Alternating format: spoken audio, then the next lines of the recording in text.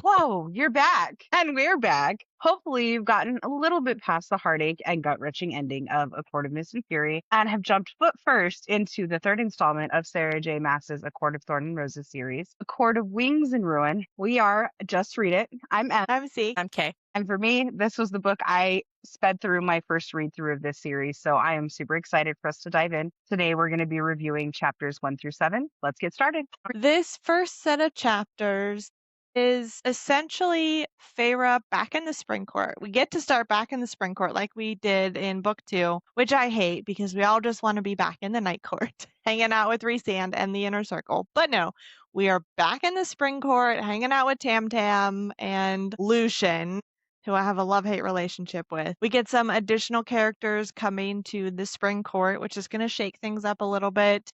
We get to see lovely Ianthe again and all of her ministrations. One of my absolute favorite parts of the book is actually in this first set of chapters, and it is the summer solstice little scene at the beginning. Yeah, just one of my favorites. So we'll get into it in a couple minutes, but it is hands down one of my favorite scenes in the entire book. I love it. I And will what's say, cool, yeah, listening to that scene, so much better than reading it, by the way. I am on the bandwagon for starting each book, at least listening to the full cast audio now. That is good. bigger impact than it was reading through it, for sure. Yeah, yep. That's why I try to read and listen, because I missed up when I'm reading that I pick up when I'm listening to it. This set of chapters, like I said, we get Feyre back in the Spring Court. We finally have Feyre leaning into her street smarts, the conniving parts that she's kind of feeding from Rhysand on in the past, and kind of learning from him and his court from all of book 2 and even the end of book 1. She is actually taking what she's learned from him and implementing it in the Spring Court, which I love, that we get to kind of see this development with Feyre, and she's taking another step. I mean, yes, she is still kind of healing from under the mountain, but she's also mostly healed from it thanks to Rhysand, and now she's kind of taking that a step further and really growing into herself and her powers, at least a little bit more over these first couple of chapters. But we do get a little snippet from Rhysand at the very beginning of this book. And his snippet is 2 years before the wall goes up. So this is well over 500 years ago during the war to free the humans in Prythian. And it's only a couple pages long for this little chapter of Rhysand, and it is essentially he has held the lines with his soldiers to protect a keep, a fortress, from being taken over by Hybern and the Loyalists. Loyalists is what they call the army. He is specifically fighting against Ravinia's legions, which is the only other name in regards to a commander back in that time that we get outside of Amarantha, which I think is interesting. We only get some of the names. He is scouring the battlefield after the battle hasn't been won, but the Loyalists realize after 3 full days of fighting that they weren't going to win, so they have retreated, left all of their dead and injured bodies in the field. Rhys is scouring the battlefield looking for his friends. At this point, we know Azriel is most likely with Rhysand's dad. As a shadow singer, his dad kept him pretty close. Cassian, we know, was sent to a completely different Illyrian legion than the one Rhys is over. So we know that all 3 of them were separated through the war after they'd become such close friends. And that is why Rhysand is looking over the battlefield, is he's trying to see if any of the Illyrians that are dead are either Cassian or Azriel. We get little snippets throughout the chapters on the different things that are going on, kind of where he is. He does mention that they're in the center or the heart of the continent, where the supplies were guarded in this fortress, but that this fortress was also a place where they were making weapons in order to supply the rest of the army. We don't know where. It doesn't tell us the name of the fortress that he's guarding, just that the Loyalists are fighting to keep their slaves, and they're not going to back down easily, and therefore Prythian, the Fae, and the humans are all fighting against the Loyalists to keep the humans free, and they're fighting what they feel is a losing battle, a losing war. They're still putting up a fight, but they are losing forces very quickly. I did put on here to point out that the flag of the loyalists is emerald green with the tusked boar embroidered on it, which when we finished the second book, we talked about the King of Hybern's throne being set on an emerald dais. So I don't know that I've ever put those two together in my past reads or rereads of the book, that the King of Hybern, his color is at least in some regard emerald green. Not that that matters very much, but interesting tidbit. And that's pretty much all we get in these like 3.5 pages. He does mention that he always thought death would be some sort of peaceful homecoming, like a sweet, sad lullaby, but that instead of a lovely song, it was probably the droning of flies, because there are flies everywhere because of how many are dead, because the battlefield at this point is littered with dead, and that flies and maggots were all death's handmaidens. And that's pretty much it. Then we jump into part 1. Part 1 is called Princess of Carrion, which I love the name because, like, carrion is dead animals, usually on the side of the road, being picked apart by scavengers. So I think it's interesting that she chose to name the first part of the book, which is the part of the book where Feyre is back in the Spring Court, Princess of Carrion. It just makes me wonder why. We start the official first chapter with Feyre painting, which I think is a good and bad thing because she finally gets to paint peacefully again, but at the same time, it's all upfront. Yes, she's doing it. She is enjoying it.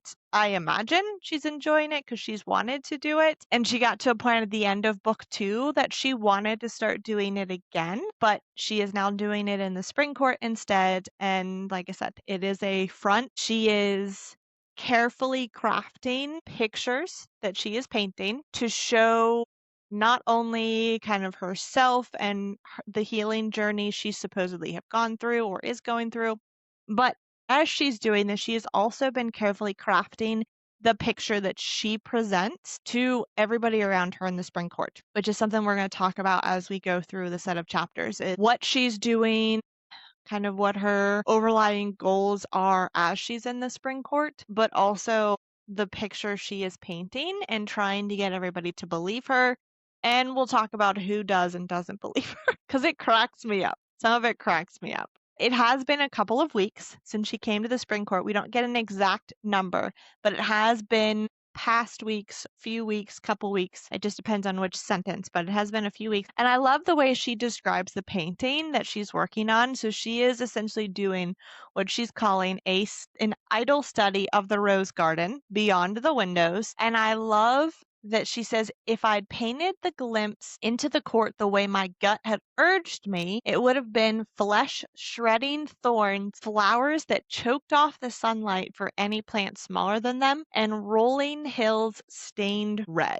Like, that is such a perfect description of the spring. And then she says, I suppose that in the past weeks I had crafted my demeanor as intricately as I was crafting my paintings. And then she goes to say, if I showed myself as I feel I am, I would have been adorned with flesh-shredding talons and hands that choke the life out of those now in my company. I would have left the gilded halls stained red. So very similar to what she thinks the painting should look like for the Spring Court. She is very carefully crafted this image, and we get pieces of that throughout these chapters. So when she's painting, she can feel, she set up like snares around her. She is using her magic all the time now that she is in the Spring Court. Now that she has training and understanding of it, she is using it pretty much nonstop and will continue to use it nonstop through at least this set of chapters and into the next episode as well. She has it set up to notice if anyone starts coming close to her. That way she can put on a specific demeanor, a specific look before whoever it is gets to her to keep up that facade. So she can feel two people coming. It is Tamlin and Lucian. She does pretend to be very involved in her painting, very focused on her painting. They come to ask if she wants to get ready for the meeting. The meeting is for Ianthe to come and meet with them for the first time since she's been back.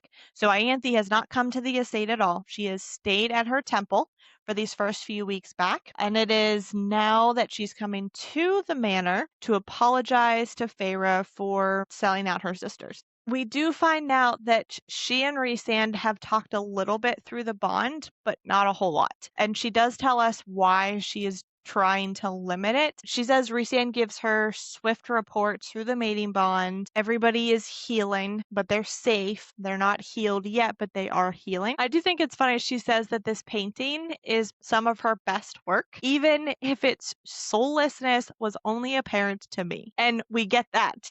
Literally the next line, Tamlin walks up and says, "Oh, this looks great." And she says, "It's still a mess." And his response is, "Well, we all are, but we're trying." And she does mention in a couple pages that try is his new word. Like that's his new goal. Before it was let's just move past it. Now it's let's try. Oh, Tam Tam.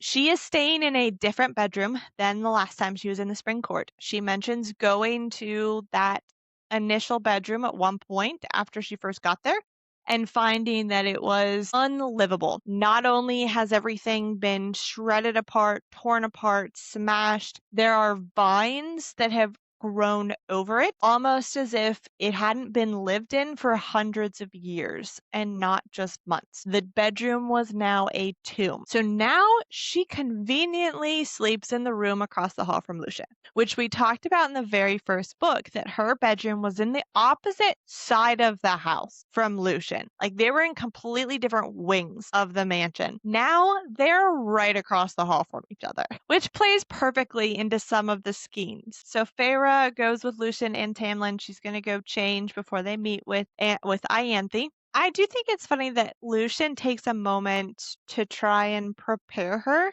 to see Ianthe and says she had her reasons. And he said she's going to spin you a story that you'll want to hear. And Feyre's like, "Well, I can decide for myself, but it sounds like you've already chosen not to believe her." And he says, "Well, she dragged two innocent women into this, not to mention one of those women is now his mate," or so he says. And we start to see Feyre's, the image that she puts on, because then her response is she was working to ensure Hybern's alliance held strong. And at that point, Lucian goes to stop her. And Feyre mentions that she has to let him stop her. He puts an arm or a hand on her arm, and she says, "I had to allow it because not allowing it would ruin the ruse that I've started to put on." So yes, he does kind of give her a warning to be smarter than that, to not believe everything that she says, that kind of thing. But we know Feyre's not going to believe her. We know Feyre already has it out for Ianthe. Nothing Ianthe can say is going to change Feyre's mind. He does ask where Rhysand is keeping Elaine. And Feyre's response is it could be 100 places and it'll be none of those because I know those places and Rhysand is smarter than that. Not necessarily the case, because we know exactly where he's keeping them, because Feyre knows exactly where he's keeping them, because there is no reason for him to keep them anywhere else. So they do have their meeting with the High Priestess, and I think it's, again, funny because Lucian has plenty of comments to say to Ianthe, whereas Feyre is just kind of taking her words at face value, because that's part of the ruse that she is putting on herself. So Feyre does ask, "Why would you ever wish for my sisters to endure that?" And Ianthe says, "So that you could be with them forever. I thought that was something that you wanted. You were just too afraid to voice." And then Lucian says, "If you expect our gratitude, you'll be waiting a while." And Tamlin, because he never, ever sticks up for Lucian, ever, ever, ever, gives him a warning look to shut his mouth or to be more careful in how he speaks to Ianthe. And Ianthe's response is essentially, "I know, I don't expect you to forgive me. I just hope that you understand why I did it," yada, yada, yada. And she just spins more bullcrap. And Lucian, again, at the cost of how many others, Lucian demanded, and another warning look from Tamlin that Lucian ignores. So we start to see over these set of chapters, the relationship between Lucian and Tamlin start to unravel even more. And Feyre is a driving force for that, because her goal is to completely shatter the spring court from within, and she is doing that in some very systematic steps, one of which is to sunder the relationship between Tamlin and Lucian.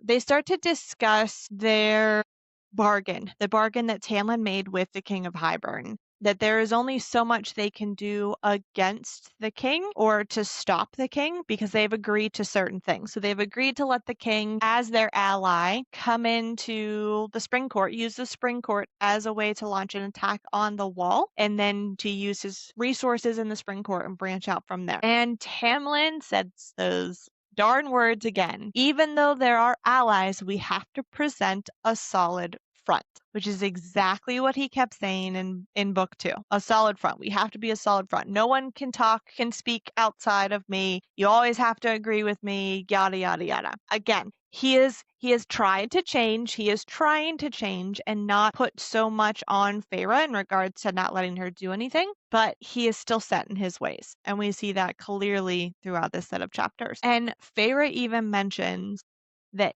he still trusted Ianthe. He just thought that Ianthe had made a mistake in selling out Feyre's sisters, but he still trusted her. But then again, that same blindness kept him from realizing what prowled beneath my skin as well. So she's like, how can he be so stupid not to see this in Ianthe? But then she's like, but if he did, then he might see it in me too. So I guess maybe it's a good thing, at least for now, that he can't see that. She uses that to play into her destroying the court from within. Feyre does mention that now that she's back in the spring court, she is being included in more meetings, more discussions of things that are happening, which is something she wasn't included in through book 2 the last time she was at the spring court.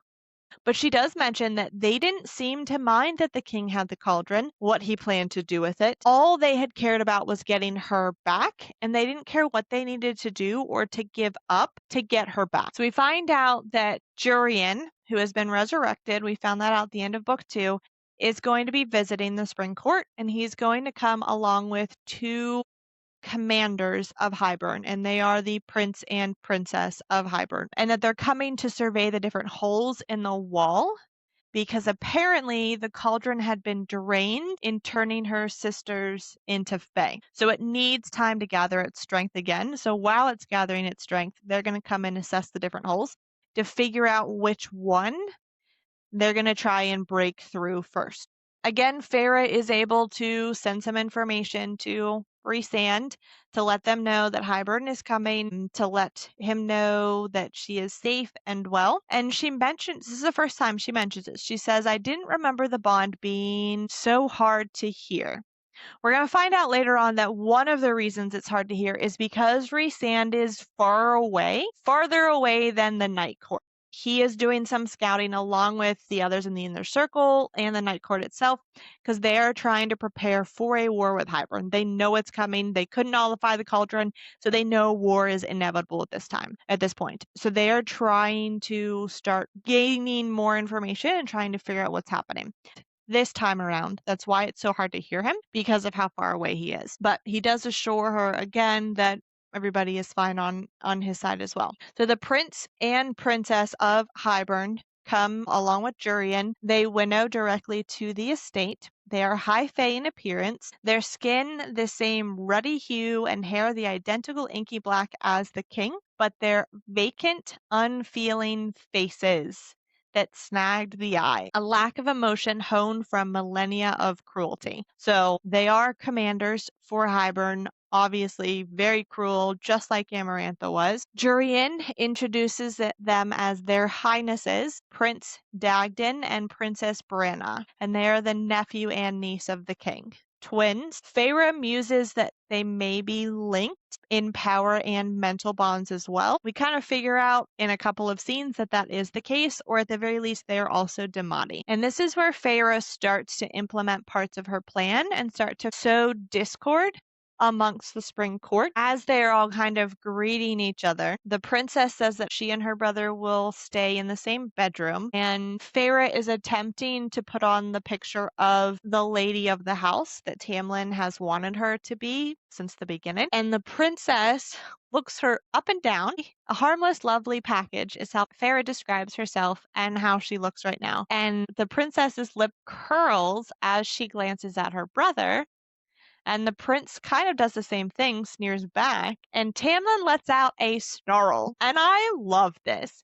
He says, if you're done staring at her, perhaps we can move forward on the business between us. Which I feel like this is a little similar to when they first went to the summer court and Tarquin stared at her breasts specifically. And Rhysand's response was, yes, they are fantastic breasts, are they not? But the difference is Feyre's response isn't to play into that, it's to distract from it, because Tamlin is getting upset that someone else is looking at her for too long, and she knows his rage is not a good thing. We want to avoid that in this instance. But I think it's funny that the two scenes are very similar in that regard. And Jurian is just like, well, they're curious because, or it's not every century that the contested possession of a female launches a war, especially a female with such talents. And we can talk about it at the end of the episode, what our thoughts are on Jurian, because again, like Lucien, I feel like I have a love-hate relationship with him because he is there for his own stuff, just like Lucien is only there to push his goals and no one else's. So I think he's not good, but not bad. He's just kind of on the sideline because he's doing his own thing. So he doesn't care to get involved. They do manage to go inside, and Feyre mentions she's very careful in wording what she says, because she's trying to accomplish a couple of things before she goes back to the night court. So she does say, specifically egg Jurian into kind of threatening her now that he's come to the spring court. And her response is, here's the first rule of this visit: don't threaten me in my own home. Not necessarily that the spring court is her home, but the way she words it is all for Tamlin. And she specifically calls that out. It was not for Jurian, who glowered, but for Tamlin, who brushed a knuckle over my cheek as he passed. That was my first step to get Tamlin to believe me, truly believe that I loved him and this place and everyone in it, so that he would not suspect when I turned them on each other. So that's like goal number one. So we get a scene where they sit down and have some refreshments. Like I said, very similar to the summer court when they first came, and then they sat down for some refreshments. This time in the spring court, Feyre does realize at this point that they are Demati. She mentions that they seemed like one soul in two bodies, that Prince Dagden yielded to his twins' every wish and order, as if he were the blade she wielded, and that they often look at each other in a wordless exchange, and she wonders if they were perhaps like me, perhaps Demate. As they are sitting around at the table, Jurian makes some comments to rile everybody up. So he says, we fought together, me and your High Lord. He's talking about Rhysand to Feyre. I held the lines against the Loyalist, battled side by side. And Tamlin's response, of course, is he is not her High Lord. He brings up Jurian, then brings up Mirian and Draken. Feyre says they're dead. He says the cauldron says otherwise, because at this point he's already tried to revive Miriam, even though he wasn't actually able to. And then Jurian says, they say you were sleeping with Rhysand before you ever jilted your own lover.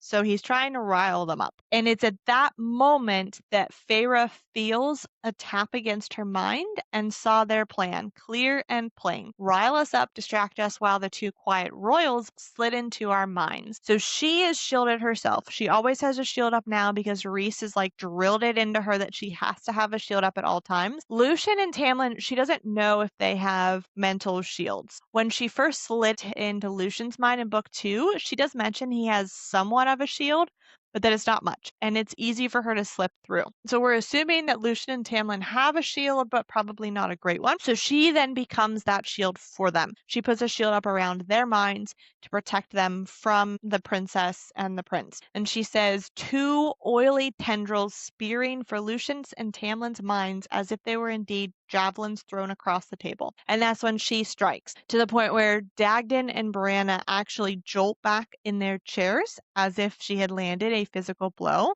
and their powers then slammed into a black adamant barrier that she has put up around Lucien's and Tamlin's minds. And then she kind of tries to play it off, gives her face a confusing look, furrows her brows when Tamlin asks what's wrong, and she just responds with nothing. And then she lunges mind to them and finds a wall of white bone. They flinched as I dragged black talons down their mental shields, gouging deeply. So she is able to make marks in their shields but not get through, which she's not trying to get through. She's just trying to make it seem like she is a threat and that they shouldn't be trying to go into these mines because she is here to protect them. They do talk about going to see the holes in the walls, that they will need somebody to show them to those holes. Feyre says Lucian and I can go do it. Tamlin looks like he's about to object, but then she adds, we'll take a couple of sentries as well, and he gives in and agrees that she and Lucian can be the ones to lead them to the holes in the walls. And I love this part because she says he was trying, at least he learned his lesson enough to start trying, and that he knew that the girl he believed had been returned to him would always seek to protect the mortal homeland, so that she's not going to be happy working with Hybern, but that she would do it for him. And he thinks that she would stomach it for him, for us, for the Spring Court to lead Hybern to the human world. It's pretty much what they're about to do. And she is just so sickened that he actually thinks she would undergo all of that just for him. Like, really, Tamlin? It's like, Tamlin, how are you so oblivious that you don't see it? How? Or do you just not want to see it, so you choose not to? It gets me. I remembered this book made me dislike him more due to his obliviousness. Like, because before it was okay, you're a jerk, you're malicious. Now it's more of you are that self absorbed, you're stupid. Like, you are Right? completely ignorant of how awful you are, of the fact that your sentries are sitting here going, was she really worth all this? And Exactly. she's able to turn them. I forgot how much happened so early on in the book, by the way.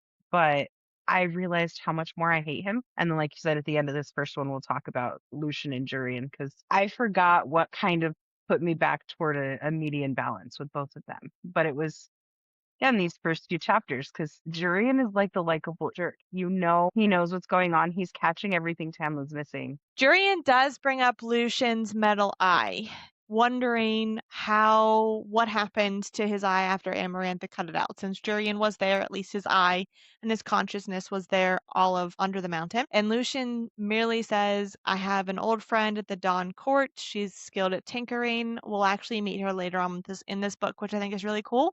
But that she's great at blending magic and machinery, and then Tamlin got her to craft it for me at great risk. So that is how he has the eye. His mechanical eye is from the Dawn Court. Okay, the next day they take Jurian and the two Hybern commanders to the first hole in the wall. They do go on horseback. That morning at breakfast before they leave, Tamlin was really tense. Feyre mentions that she tried to test him and ask what was wrong, and all he responded with was that he had a headache. So they do go up to the walls. Branna asks how this part of the wall was cleaved. This is the hole where Feyre came through. So every time she's gone back and forth, this is the hole that she's gone through because it is very close. The first one, it was on horses because they Okay, mentioned that's the what I horses thought. being skittish and their hooves Yes. stomping them on the way. Okay. Lucian says they don't know who created any of the holes. Some holes just appeared over the centuries. This one is barely wide enough for one person to get through. They do ask how many holes are in the wall. Lucian says that there are 3 on their border, plus 1 off the coast. And we know the one off the coast is where Rhysand and the Night Court would travel through to get to the human realms because it is about a mile off of the coast of the Spring Court. Feyre asks why they don't just use a spot on the continent, because surely there are plenty more. The continent is a lot larger than Prythian. There's a larger section of wall on that side. So she asks why they don't use one of those holes in the continent side.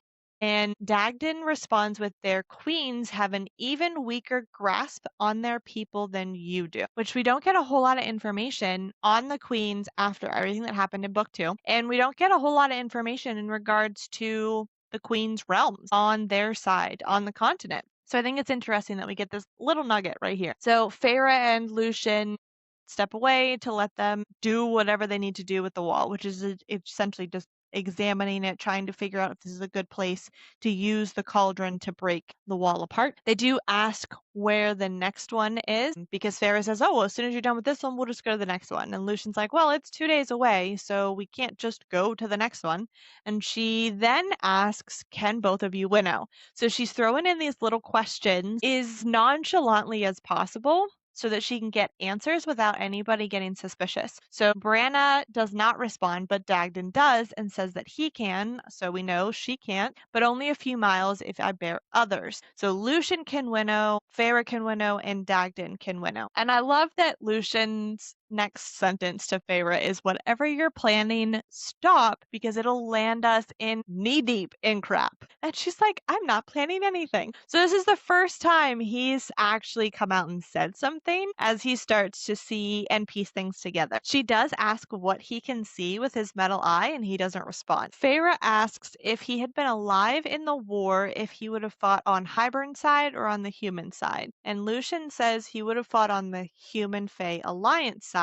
And Feyre says, and yet here you are ready to march with Hybern. And his response is, I did it for you too. I went with him to get you. And this is the first time we see a little bit of that guilt that he has because of everything that happened before she went to the Night Court and how little he did to try and stop it. And her response is, I never realized what a powerful motivator guilt can be, which I feel like is so true. Like, that's such a perfect representation of why Lucian did it, is because he feels guilty for not standing up for her more. And then we get this interesting little piece of knowledge. Lucian says, that day you went away, not was kidnapped or left, the day you went away, I beat Tamlin back to the manor. We'd received a message when we were out at the border and I raced here, but the only trace of you was that ring melted between the stones of the parlor. I got rid of it a moment before Tam arrived home to see it.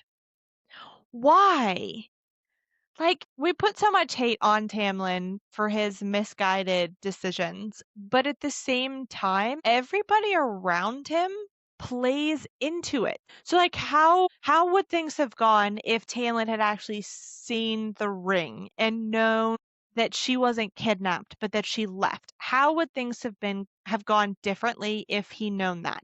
Or would he have just looked at it and not believed it because he's so delusional? I don't know, but I feel like part of the issue is that everybody around him kind of holds him with kid gloves. So poor Tamlin, they don't want to let him see it or make him feel it, so they try and protect him, which is just ridiculous. This is one of the first times that we start to see Feyre playing into her ruse a little bit more. So she can hear the Hybern royals finishing up, and so she gets up and actually walks over to where Lucian is sitting down. She sits down beside him, feigning just wanting to be near him, the camaraderie, work on their friendship.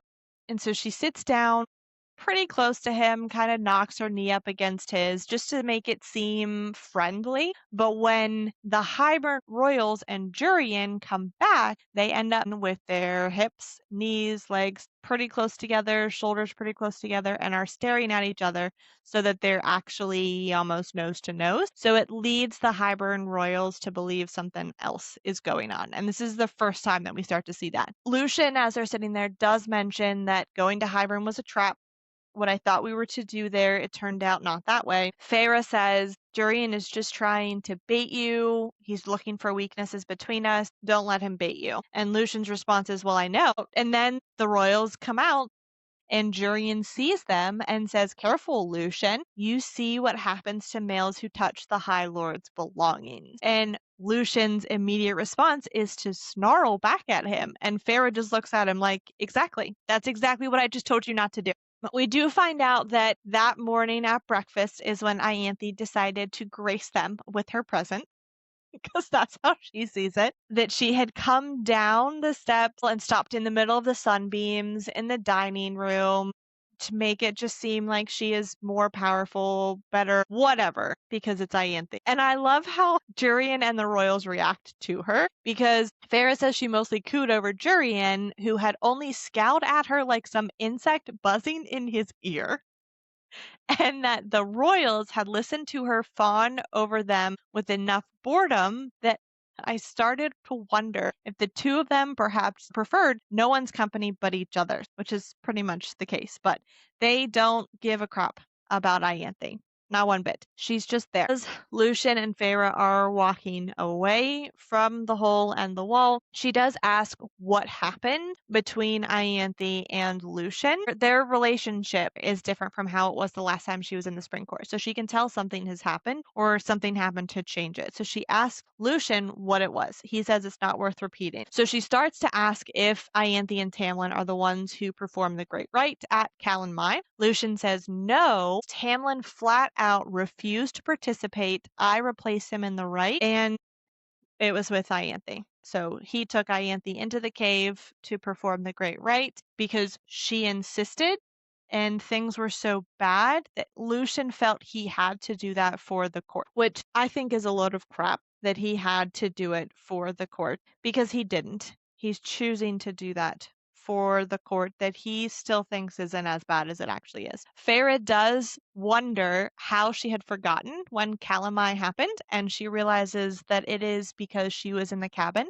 with Rhysand when it was happening, and she was doing her own great rite. And she even says, perhaps we generated our own magic that night. Feyre says, I wish I had been there to stop it. I should have been here to stop it. And Lucian's response is, you are a better friend to me than I ever was to you. Because, yeah, Feyre, if she was there and Tamlin refused to do it, unless she was doing it with him and she refused to do it, she wouldn't have let Lucian go in there. Not a chance. And then we have our first Alice scene, which we love Alice. Alice is fantastic. We loved her in the first book and the second book. We love her again in the third book. So she is again tending to Feyre, which is fantastic. She is one of the people in the Spring Court who has a pretty good understanding of what is going on with Feyre and is okay with it, which we don't get. Most of them, if they see it, they're not saying something for one reason or another. Alice is like, I see what you're doing, and I think you're in the right because of the crap that was done to you the last time you were here. That's the sense that we're going to get from her in the couple of scenes that we see here in this set of chapters. Feyre says, for a woman who had been tortured and tormented for months, I looked remarkably well. So Alice is putting it together. They're looking at dresses because the last time she was here, she was so thin that they had to take a lot of her dresses in. And so there isn't enough material left for them to let the dresses out enough for them to fit her again. So Alice is realizing that she is saying one thing, saying that she was tortured and tormented the whole time she was in the Night Court, but she has come out of it in better physical and mental health and shape than she did when she went in. So that's one way in which what her body says versus what she is actually saying don't match. Feyre does mention that she has kind of told some truths and some lies as she's been asked questions by the royals and Tamlin and Lucian. And then any questions she can't evade, she feigns memory loss or trauma, and she doesn't want to answer. And she says, but for all my careful expressions, Alice seemed the only one who noted the tiny tells that even I couldn't control. And Alice does tell her, I was there the day the Morrigan arrived, the day that she got you out. I saw her reach into the cocoon of power and pick you up like a child. I begged her to take you out. And then Alice tells her, again, same thing that Lucian did. She says, I never told Tamlin, never told any of them. I let them think you'd been abducted, but you clung to her and she was willing to slaughter us all for what had happened. And Alice goes on to say, servants talk under the mountain. I never heard or saw Rhysand laying a hand on a servant. The guards, Amarantha's cronies, the other people he ordered to kill, yes, but never the meek, never those unable to defend themselves. Feyre's response is, she's trying really hard to keep up the ruse. He's a monster. I don't know why you assumed this stuff. Those are her responses. And Alice says, they say you came back different, came back wrong from the Night Court. I never bothered to tell them. I think you came back right at last, which I love because Alice saw how much she went through after Under the Mountain and can see that she is finally in her right mind, finally healing or healed, and is finally coming into her own. Then she goes so far, Alice, to say, I have a cousin who works in the Palace of Adriana. So we figure out that Alice knows Feyre went to the summer court with Rhysand and Amren. And Feyre remembers this is where Alice was originally from, is the summer court, that she left and brought her two nephews to the spring court during Amarantha's rule because her nephew's mom was killed during Amarantha's reign. And Alice says servants in that palace are not meant to be seen or heard, but they see and hear plenty when no one believes they're present. She said you visited and that you were healthy and laughing and happy. And through this whole thing, Feyre is thinking she is my friend. She helped me at great risk under the mountain.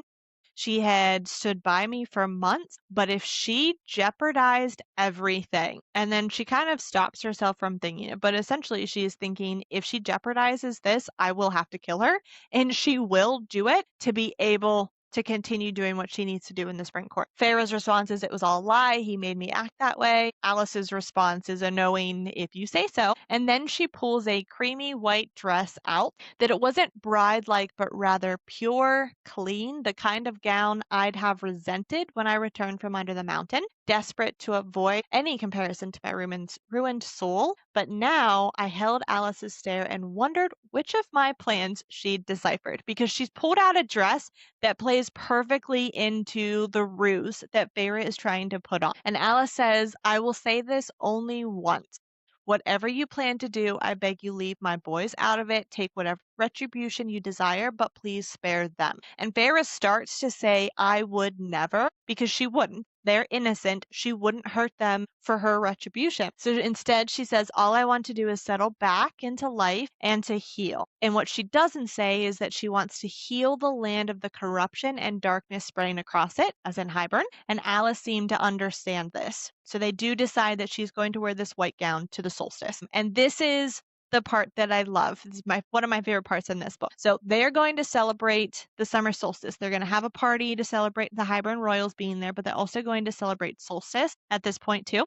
This is a holiday that we saw in the spring court in book 1. It is the holiday where Feyre danced through most of the night with the people because she felt the music made her wake up. And this is the holiday where she and Tamlin kissed for the first time. So that's this version a year ago, this holiday from book 1. So Alice has found her a nice white cloak to put on because she thinks that they need to have their religious ceremony in the morning to welcome the longest day of the year. So Feyre is in a white dress. She has a white velvet cloak on. Tamlin lifts her up into a moon pale mare with wildflowers woven into her silver mane. And Feyre says, if I wanted to paint a picture of serene purity, it would have been the image I cast that morning. Her hair is braided above her head, a crown of white blossoms upon it, and she had dabbed some rouge onto her cheeks and lip, a slight hint of color, like the first blush of spring across a winter landscape. I love the way she words. So they all proceed to a hill in the middle of the woods where Ianthe had her stone altar set up where she is. And Feyre mentions smiling at Ianthe and wondering if she could spy the wolf grinning beneath. And at this point, she can't, or if she does, she's not perceiving it. But we're going to talk about it in a couple of chapters where Feyre lets the smile go a little bit so Ianthe can actually see the wolf underneath. So they do the ceremony. And while Ianthe is working on this ceremony, going through the different prayers and statements and things. Feyre is kind of thinking through what Alice had said, what Lucien had said, thinking that she pitied Tamlin because not only had Lucien lied to him, but Alice as well, and she wonders how many others had seen the truth of my suffering and tried to spare him from it. Which is just correct. That's exactly why the spring court needs to fall. Okay, so throughout the whole ceremony, Feyre worked with Ianthe to decide what to do for the ceremony. So Feyre said certain things to Ianthe to get her to make certain decisions in regards to certain parts of the ceremony. Ianthe is on one side of the altar, and Feyre and everybody, including a couple hundred people of the spring court, are all behind her in kind of like a semicircle to see the altar and the prayers. So at one point, Ianthe gets the royals to come to her side of the altar, drink the wine as if they're agreeing to the alliance with Hybern. So that's what it's symbolizing. She gets Jurian to come over to recite an extra prayer Feyre had asked Ianthe to include to honor the warriors who had fought for our safety each day. And she gets Ianthe to invite Tamlin over as well. And this is to the other side of the altar to light a candle for the souls extinguished in the past year and to bring them back into the light's embrace when the sun rose. Ianthe, Tamlin, Jurian, and the two Hybern royals are on one side, and Feyre and Lucian and all of the Spring Court are on the other side. And she says, and then Lucian and I were standing alone in the circle of crack, and she can see, based on how rigid Lucian's posture is, that he is now looking over the site and running through the prayers and figuring out that something is weird, something is off. He's starting to put the pieces together. And Feyre says because of how Ianthe had handled the winter solstice when she was here last time, she has a good idea of how she's going to handle the summer solstice. So when the sun starts to crest over the hill, Ianthe is standing in a specific spot, her arms raised, her back to the people, thinking that the sun is going to come up and essentially be glowing through her arms, glowing through her or on her. But what they don't notice is that the marker stone that Ianthe had placed to tell her exactly where the sun was going to come up was moved by a phantom wind.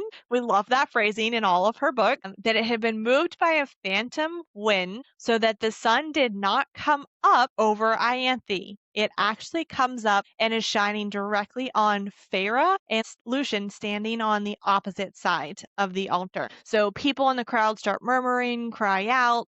Feyre mentions she didn't say anything. Ianthe didn't say anything. She goes so far as to say it took Ianthe longer than anybody else to look because Ianthe is just assuming it's people around. They're like, oh my gosh, Ianthe is glowing. Nope. Feyre is glowing. So at that point, she releases the damper on her power that she had unleashed in Hybern, turning my body incandescent as light shone through, pure as day, pure as starlight. Again, she is glowing like a star. Foreshadow. And then people start murmuring, Cursebreaker, blessed. She makes it look like she is surprised, but accepting of the cauldron's blessing. Tamlin's face is complete shock. The Hybern royals are nothing short of baffled. And then she turns to Lucian, her light radiating so brightly that it bounces off of him as well. And she kind of takes some of her light and shines it on him as well. So it kind of looks like they're both shining together. And Lucian then takes her hand, kneels before her, and puts her hand on his forehead. And I love this part. Like stalks of wheat in a wind, the others fell to their knees as well. So Lucian falls to his knees in front of Feyre, and then the rest of the Spring Court is now bowing to her. Not Tamlin or Ianthe, but to Feyre. Blessed, holy, undimming before evil. And she talks about how for all of the preening rituals and ceremonies that Ianthe had done, never had she revealed any sign of power or blessing to this extent, whereas Feyre Cursebreaker, who had led Prythian from tyranny and darkness, glows, is literally glowing as if she's a newborn god. And she says the light spread until it too rippled from Lucian's bowed form. A night before his queen, when I looked to Ianthe and smiled, I let a little bit of the wolf show.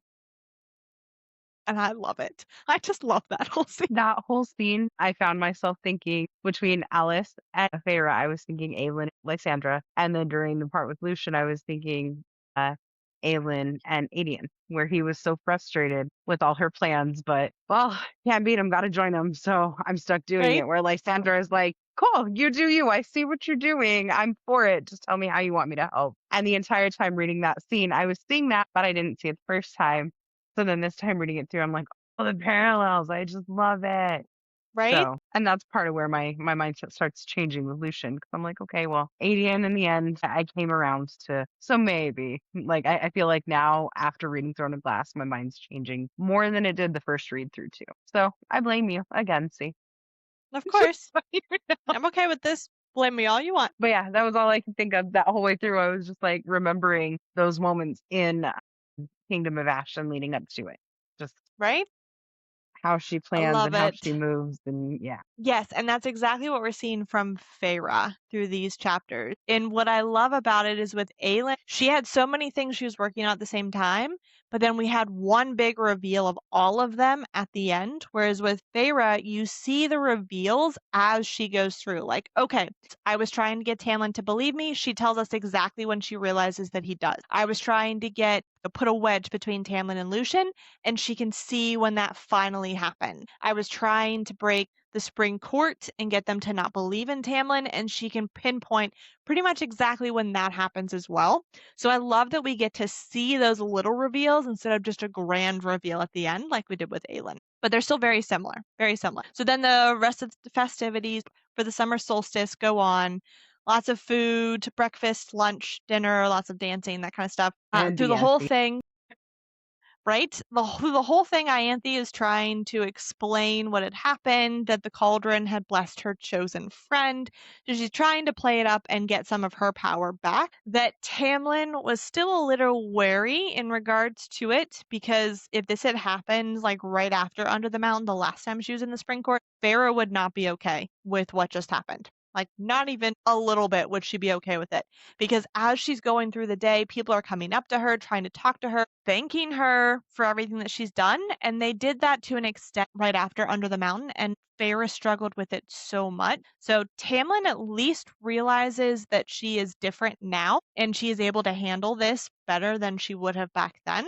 But he still doesn't put the pieces together. Feyre does come back to the house at one point so that she can freshen up before she goes back out for dinner and dancing. And when she's there, she does send a few thoughts down the bond to Rhysand, essentially shows him a couple pictures of what happened in the ceremony, and his response, of course, is laughter in regards to what she did. But at least we get that they still get a little bit of that back and forth that we were getting through the second book. And she tells them, Hybern is here. It'll be soon that I come home. So back to the celebration, back to the festivity. And she does mention that the music that had shaken her awake and made her dance last year does not have the same effect on her now because of how much she has grown and healed thanks to Valaris and all of the music that she heard there. But I think it's funny, as she's dancing with Tamlin, she asks if he thinks Ianthe is mad, and he says, I don't know, I don't think she saw it coming. I don't think she handles surprises well. And she says, I should apologize.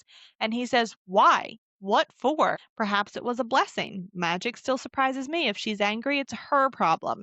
Which is not the attitude that he's had in regards to Ianthe in the past. And this is like the only time that he has a different attitude towards Ianthe through both books, because we're going to see in another chapter or two that he is back to believing Ianthe above everybody else. Feyre does end up leaving the party a couple hours after midnight. She does not dance the entire night through like she had done the year before. She does mention that she danced with Tamlin quite a bit, and she did catch him looking at her mouth multiple times as if he was remembering what happened at the end of the summer solstice last year. So she has gone to bed a little bit early, partially to stop Tamlin from trying to get anything to happen, because at this point nothing has happened between the two of them. Anytime he tries to push for something, she says, because of everything that Rhysand did to her, she is not able or willing mentally to take that next step even with him, which is really just a front so that she doesn't actually have to do anything with him. But she comes back to the house, puts on her little lacy nightgown, spends a good half hour or so in bed, tossing and turning, pretending like she's having a nightmare, drags up different thoughts, different feelings about the adder, the weaver, her sisters being thrown in the cauldron, drenches herself in fear. And then she essentially wakes up knowing that everyone is still at the party other than Lucian. And it's been long enough that she thinks Tamlin is coming back because she gave him lots of little shy looks throughout it. She thinks he may come to her bedroom on this night to see if she wants to enjoy themselves again. So she comes out of her room. She makes noise to sound like she is crying. She goes to knock on Lucian's door. He opens it. See, I heard you. What's wrong? And she tells him that she dreamt about Under the Mountain, and that when she wakes up, she can't remember where she is or when she is.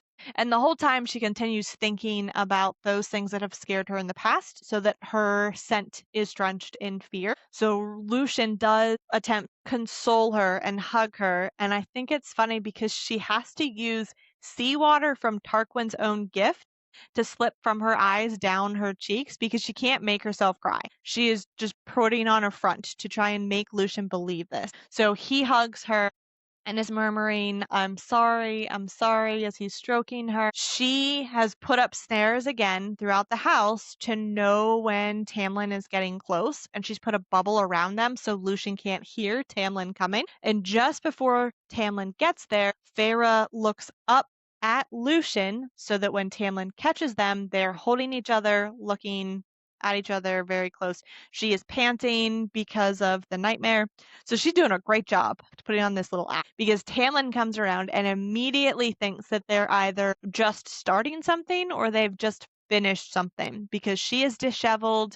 He is disheveled because he just got up. All he had time to do was throw on pants, so he's shirtless. His sheets are messed up because he was just laying on it. And Lucian didn't hear him coming because Feyre had a bubble around them and she took it down right before Tamlin got there. Tamlin stood there, face a mask of cold calm. The beginnings of claws glinted at his knuckles. And then they push away from each other too swiftly to be casual. And she throws out there, it was a nightmare. I had a nightmare. I didn't want to wake the house, so I came to see Lucian. It was just a nightmare. She grabs Tamlin, takes him out of the bedroom, shuts the door to Lucian's room before Lucian can say anything. Whether he knows he just got played or not, we're not quite sure. But she does distract Tamlin enough to get him out of Lucian's room, shut the door so there's a barrier between them, and then she tells him again, I had a nightmare.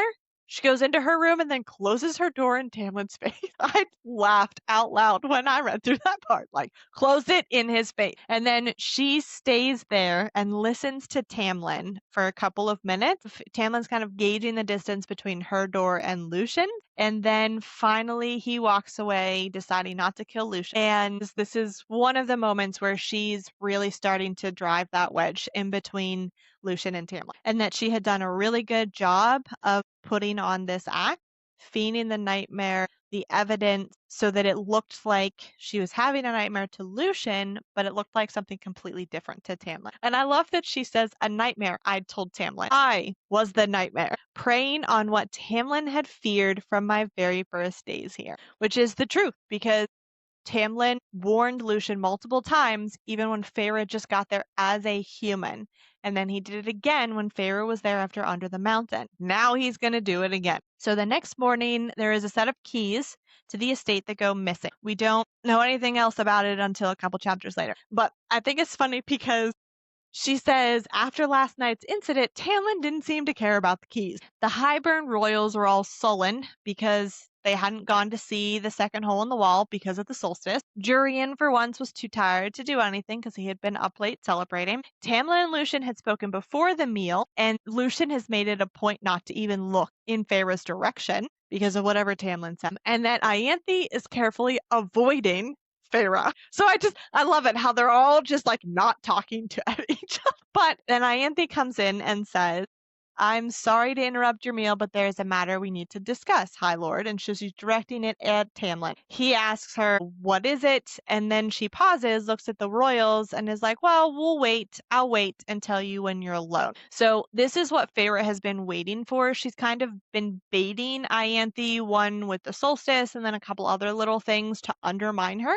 And so she's been waiting to see what other power play Ianthe was going to try to put herself back at the top with Tamlin and to undermine Feyre. So this is where it comes in. So Feyre says, if we can trust our allies in Highburn to go to war with us, then we can trust them to use discretion. Go ahead, Ianthe. Ianthe doesn't even look in her direction. Like, she is not interested. She is focused on Tamlin, trying to gain some of her power back. And so Ianthe says, my acolytes have discovered that the land around the temple is dying, which is a total lie. She's just made all of this up to make herself more important. Jurian can tell. He just rolls his eyes and goes back to his food. Brianna says, tell the gardeners, because it sounds like an issue for the gardener. And Ianthe says it's not a matter of gardening, it's a blight upon the land, that nothing will grow. It's shriveled up and sickly, and it reeks like the Naga.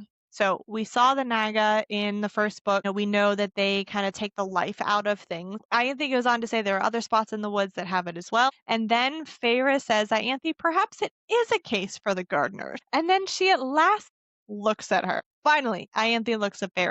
Feyre then concedes a little bit, but it's more to make her seem like she is the one who is willing to assist of like she's the one who's willing to help, whereas others aren't. And Feyre says, we're going to the wall this afternoon, but when I come back, if it's still an issue, I'll help you. I don't mind. I'll help you when I'm done helping the Hybern Royal. So Ianthe tries to turn it around then and says, will you be joining them to Tamlin? And she looks between Feyre and Lucien because, of course, Ianthe knows what happens the night before because Tamlin tells her everything. And this is the first time Feyre mentions that she has a headache. And I'm going to point it out multiple times because there is a reason she is getting headaches that we're going to find out in a couple of chapters. But she said a faint, low headache was already forming, made worse with every word out of her mouth. She says Tamlin will not be joining them, and immediately Tamlin says, I think I will. So she responds with, I don't need an escort, and I'll be fine with Lucien and the sentries. And she says, Lucien seemed inclined to sink into his chair and disappear forever. Because again, she is putting herself with Lucien and not with Tamlin. And Tamlin is starting to see it more and more. She does talk about how she has been working to keep as many people here protected from the Demati, from the prince and princess. And because of that, the power was wearing on her. And she feels like a couple days away from the manor hopefully will help offer her some relief. And Ianthe tries to go a step further and say, well, maybe you should go because if you don't, you never know when the night court may try to snatch her up again. And again, Feyre then switches gears and puts on a mask, another mask, to seem like she is afraid. So she drags up images of Claire to drench her scent in fear and terror. Jurian cuts in at that point and says, there is no news. Rhysand isn't stupid enough to come in and steal her away again. And Ianthe says, he is a fool, yes, but he's also one with a vendetta. And then Ianthe mentions his sister and mother's wing and says perhaps if you return to him his family's wings, he might settle. He might bargain. And Feyre has a really hard time of holding her face through all of this because when she first came, she actually searched the manor for the wing.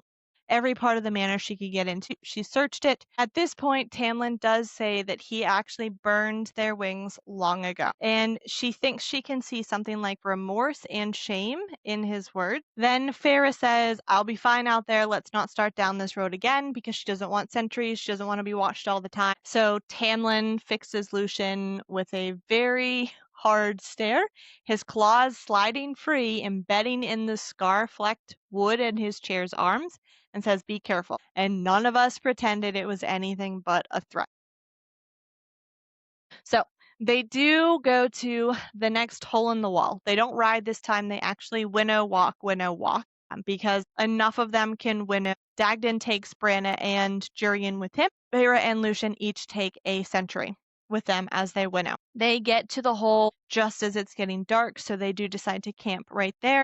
The sentry set up all of the tents. Feyre and Lucien are actually going to share their own tent together as a way to protect Feyre. Lucien says maybe I should just sleep outside, and she says no, that don't be stupid. And he says, well, you know how Tamlin can be sensitive about these things. And she snaps and says, he can also be a pain in my butt. And then goes so far as to say, if you yield to him on every bit of paranoia and territorialism, you'll just make it worse. And then Lucien responds with, I think you've made it worse because you two haven't, been together. And he says, you haven't, have you? And she says, no, I don't want to be touched like that. She hates that it's a lie that she has to say because of how people feel about Rhysand and what they think about him, but she still hates having to say it. But at the very least, Lucien then responds with, I'm sorry, because he does feel bad thinking that happened to her. Or they talk about getting out of the bargain with Hybern.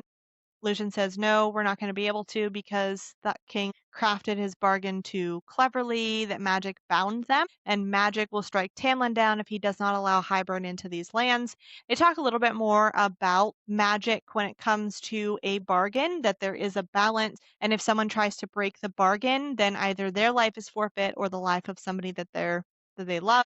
Just like when she and Reese had their bargain that Tamlin couldn't oppose it, otherwise it may have killed him or taken his power away. Even the scholars at the day court didn't know how to break it. Believe me, I've asked. So we find out that one of the things that was being done while she was at the spring court the last time is that Lucian and Tamlin were going to other people to try and find ways to break her bargain with Rhysand.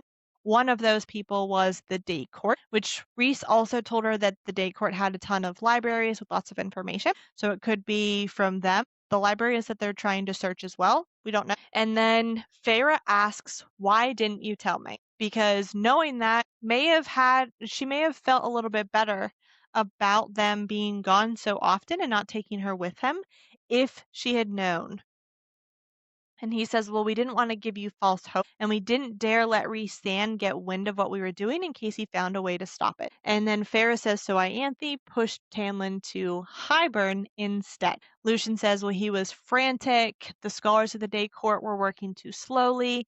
I begged him to give them more time, but you had already been gone for a month, and he needed to act despite the letter because of the letter that you sent to him. And he says, I finally told him to go ahead after that day in the forest. So the day in the forest when she winnowed away from Lucian to stop him from taking her back to the spring court, that's when Lucian finally told Tamlin, okay, let's do it. Do what you need. Lucian does tell her also that Tamlin trashed her bedroom, the study, his bedroom. He killed all of the sentries who were on guard the day she was taken, or the day that she left. After he got every bit of information from them, he executed them in front of everyone in the manor. And Feyre's response is, and you didn't stop him. And Lucian says, I tried. I begged him for mercy, but he didn't listen, couldn't listen. And the sentries, she says, the sentries didn't try to stop him either. Lucian says they didn't dare. He is a high lord. He is a different breed. And she thinks, I wonder if he'd say the same thing of me if he knew what I was. And Lucian then says, it was either we go to war with the Night Court and Hybern, or we ally with Hybern, let them stir up trouble, and then use that alliance to our advantage further down the road. And Feyre wants to know what he means by that.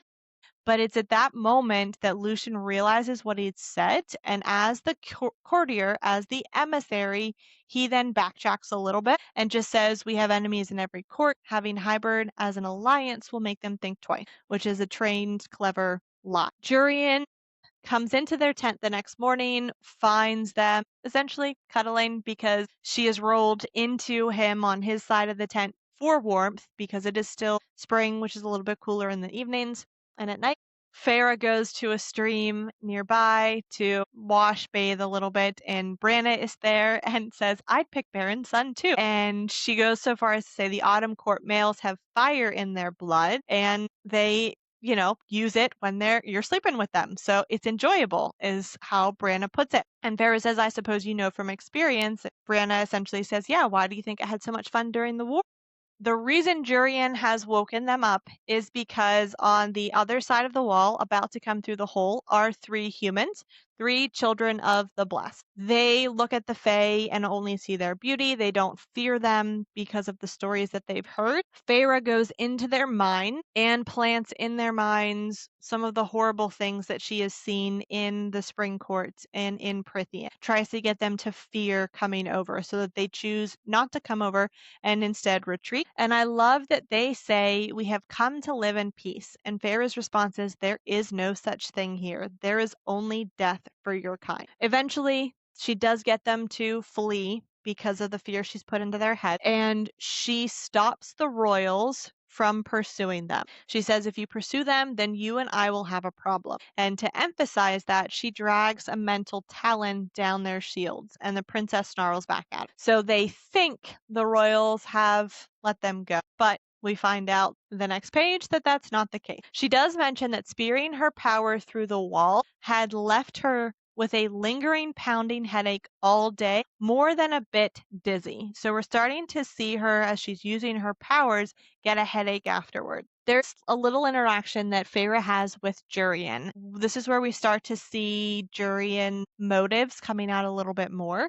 He says, 500 years ago, the children of the blessed would have been flogged for coming across the wall because they were fighting for them to no longer be slaves and laborers for the Fae. And so many had fought and died And the children, because Farah mentions that they were a couple years younger than her, so probably 15, 16, maybe 17 years old, are coming across in these costumes unaware of the danger or the history. And Farah says, careful, or you might not sound like Hybern's faithful pet. And Jurian says, that's what you think I am, isn't it? His dog. And then she says, well, what's the end goal? And he says, I have unfinished business. Again, Miriam gets brought up. And Jurian says, I did everything that I did for Miriam and our people in the war.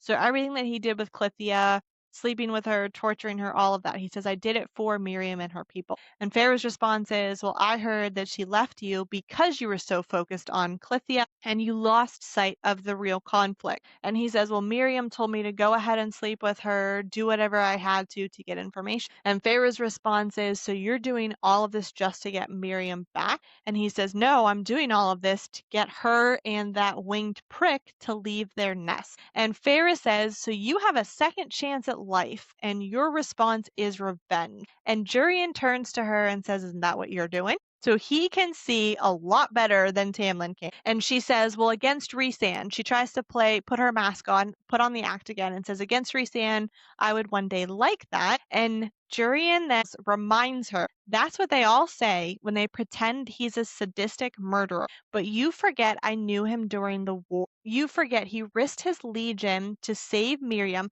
So we find out why Rhysand and his legion were kidnapped by Amarantha. They actually went in to save Miriam and some of her people from Amarantha, but it was a trap for Prince Draken. Rhys knew it was a trap and still sent his men in and went in with them, and that's when they were captured. So therefore, Rhys gave up his entire legion to protect Draken and Miriam. And he says, and yet everyone still insists Rhysand is soulless, wicked. But the male I knew was the most decent of them all, better than that prick Prince Draken. You don't lose that quality no matter the centuries, and Rhys is too smart to do anything but have the vilification of his character be a calculated move.